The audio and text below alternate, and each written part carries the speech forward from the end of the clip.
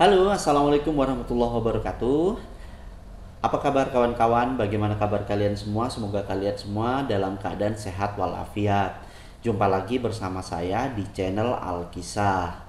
Nah, channel ini berisi tentang kisah-kisah inspiratif dan tentunya menarik untuk kalian ikuti. Dalam kesempatan kali ini, Alkisah akan bercerita tentang kisah Abu Nawas. Seperti apa kisah selengkapnya? Mari kita ikuti sama-sama.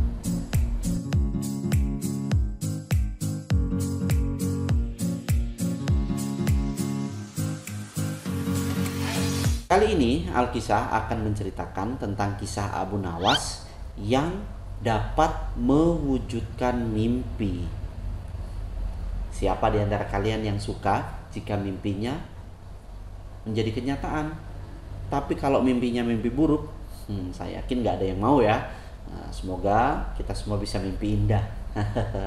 Nah, kembali ke cerita. Suatu hari di negeri 1001 malam, di sebuah kerajaan yang dipimpin Raja Harun Ar-Rasyid.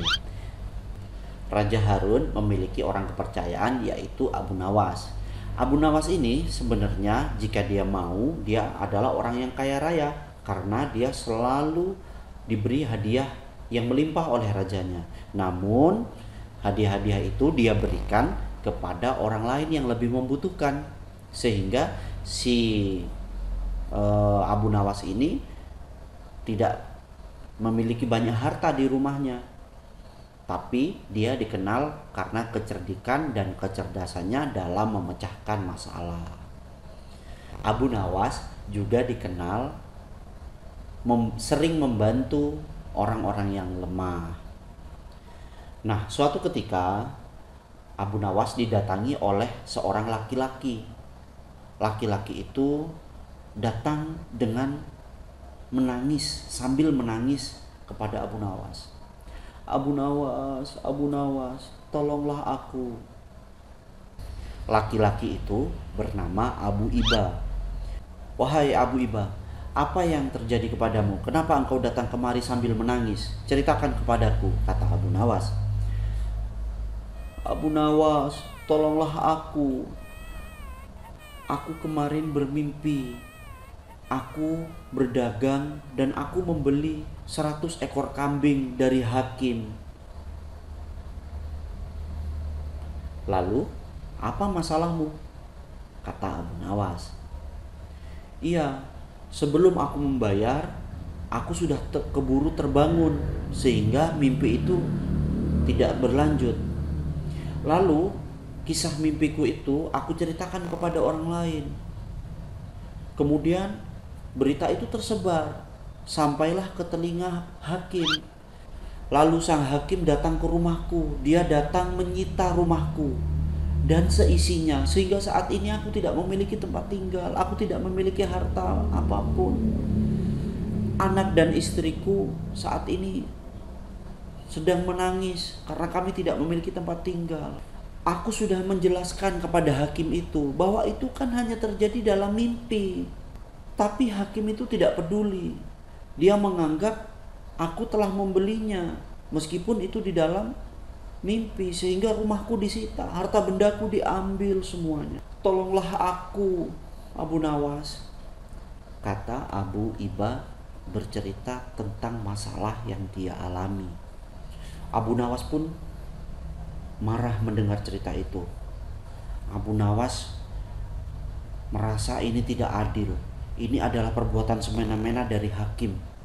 Dan Abu Nawas pun akhirnya memiliki ide. Abu Nawas mengumpulkan para tetangganya dan juga tetangga dari si Abu Iba, termasuk Abu Iba. Abu Nawas berkata kepada Abu Iba, "Tenanglah Abu Iba, aku akan mengembalikan rumah serta harta bendamu. Aku berjanji kepadamu." "Terima kasih Abu Nawas, terima kasih telah membantuku," kata si Abu Iba.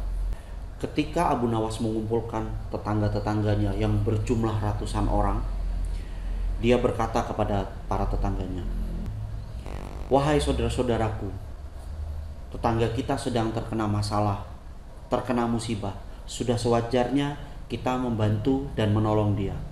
Untuk itu besok aku minta kalian, ba'da sholat subuh besok pagi, kalian berkumpul kembali bersamaku di sini dengan membawa perlengkapan seperti pacul, parang, dan alat-alat pertukangan yang lainnya.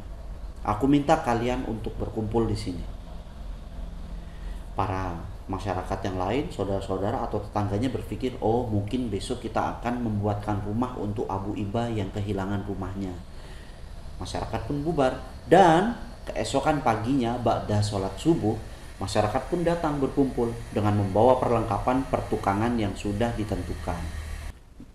Masyarakat dan tetangganya pun bertanya kepada Abu Nawas, mari Abu Nawas, di mana kita bangunkan rumah untuk Abu Iba? Kami sudah siap dan kami sudah membawa peralatan yang sudah ditentukan, kata para tetangganya dengan semangat dan rasa ingin saling membantu. Kemudian Abu Nawas berkata, wahai saudaraku, wahai tetanggaku, bukan di sini, bukan itu yang aku inginkan. Kalian semua ikut aku. Kemudian Abu Nawas membawa ratusan orang itu tadi menuju ke rumah hakim yang tadi menghancurkan dan menyita rumah Abu Iba. Sesampainya di sana, masyarakat pun heran. Kemudian bertanya kepada Abu Nawas, ada apa ini? Kenapa kau membawa kami ke sini? Tetanggaku, saudaraku, kalian tidak perlu banyak bertanya. Sekarang ikuti perintahku. Apa kalian berkenan? Semua menjawab serentak, ya, kami mau. Sekarang juga saya perintahkan kalian untuk bongkar rumah hakim ini. Seketika tetangga Abu Nawas dan para masyarakat membongkar rumah hakim. Mendengar suara gaduh di luar, hakim pun terkaget dan dia bangun dari tidurnya. Kemudian dia melihat ternyata masyarakat sedang membongkar rumahnya. Tapi sang hakim tidak berdaya karena jumlahnya begitu banyak. Sementara tidak ada pengawal sama sekali di rumahnya. Dia sudah tidak bisa lagi membendung. Akhirnya dia lari menuju ke istana raja untuk melaporkan kejadian itu kepada raja. Dengan sambil tergopoh-gopoh dia memasuki istana raja, yang memang Raja Harun waktu itu baru saja bangun. Ada apa? Hakim, kenapa kau pagi-pagi sekali datang ke sini? Ampun Tuan Raja, Abu Nawas dan teman-temannya menghancurkan rumah hamba. Tolonglah hamba Tuan Raja. Berikanlah keadilan agar Abu Nawas bisa ditangkap Tuan Raja karena dia telah mengajak teman-temannya untuk menghancurkan rumah hamba, kata si hakim kepada raja. Kenapa bisa seperti itu? Baiklah, panggil kemari pengawal, panggil Abu Nawas kemari. Kemudian Abu Nawas dibawa oleh para pengawal menuju ke istana raja. Raja pun langsung menanyakan, Abu Nawas, mengapa kau berani menghancurkan rumah hakim? Perbuatan seperti itu adalah perbuatan yang melanggar hukum. Itu tidak baik Abu Nawas. Kemudian Abu Nawas menjelaskan, ampun Baginda Raja, sesungguhnya yang membuat hamba melakukan hal itu sebenarnya hanya karena sebuah mimpi Tuan Raja. Apa maksud kamu? Coba jelaskan lebih detail. Iya Baginda Raja, semalam hamba bermimpi hamba membangun sebuah masjid di rumah hakim. Untuk itu hamba wujudkan impian hamba. Jadi hamba bongkar rumahnya hakim dan hamba akan mendirikan masjid di sana Tuan Raja. Dan untuk itulah hamba memerintahkan teman-teman hamba, tetangga hamba untuk membongkar rumah hakim. Hamba ingin membangun masjid di rumah hakim Tuan Raja. Jadi kamu ingin membuat masjid di rumah hakim hanya karena mimpi. Aturan mana yang memperbolehkan hal seperti itu Abu Nawas? Itu tidak diperbolehkan. Itu tanah milik hakim. Tidak mungkin karena hanya berdasarkan mimpi. Itu kata Tuan Raja. Kemudian Abu Nawas bercerita kepada Raja bahwa aturan itu yang membuat adalah hakim sendiri. Jadi hakim mendengar bahwa ada seorang rakyat yang bermimpi untuk membeli kambingnya namun tidak membayar, kemudian rumahnya disita oleh hakim. Nah, itu hanya berdasarkan mimpi. Mendengar hal tersebut, Tuan Raja langsung marah. Dia naik pitam kepada hakim. "Benar kau melakukan hal itu?" "Ampun Baginda Raja, iya benar hamba melakukannya," kata si hakim. "Kamu telah zalim, kamu telah berbuat semena-mena kepada rakyat. Pengawal, tangkap hakim, penjarakan dia. Dan kamu Abu Nawas, aku berikan hadiah atas caramu menyelesaikan masalah ini. Dan kepada Abu Iba, rumahmu akan dibangun kembali," kata Tuan Raja. Dan masalah pun akhirnya terselesaikan. Si hakim dipenjara, Abu Nawas mendapatkan hadiah, dan si Abu Iba dibangunkan kembali rumah atau dikembalikan lagi hak-haknya. Nah, begitulah ceritanya kawan-kawan. Gimana? Apa yang bisa kalian tangkap atau amanah apa yang bisa kalian tangkap dari kisah tersebut?